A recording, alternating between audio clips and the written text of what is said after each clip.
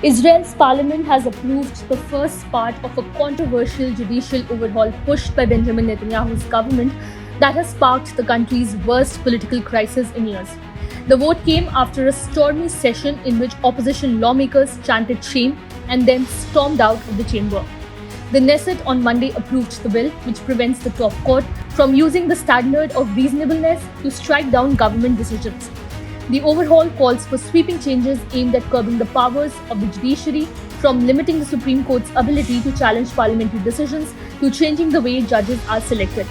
Netanyahu and his allies say that the changes are needed to curb the power of unelected judges. With the opposition out of the hall, the measure was passed by a 64-0 margin.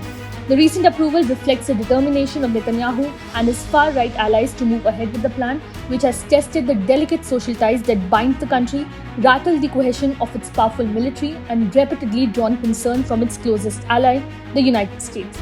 Protesters who come from a wide swath of Israeli society see the overhaul in general as a power grab fueled by personal and political grievances of Netanyahu, who is on trial for corruption charges, and his partners. Earlier, demonstrators, many of whom feel the very foundations of their country are being eroded by the government's plan, blocked the road leading up to the parliament, and big mall chains and some gas stations shuttered their doors in protest.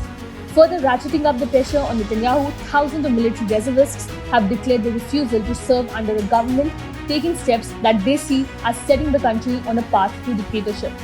Those moves have prompted fears that the military's preparedness could be compromised. Ahead of Monday's vote, opposition leader Yair Lapid had declared, "We are headed for disaster."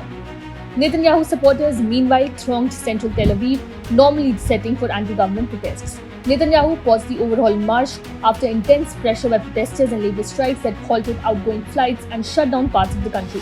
After talks to find a compromise failed last month, he said his government was pressing on with the overhaul.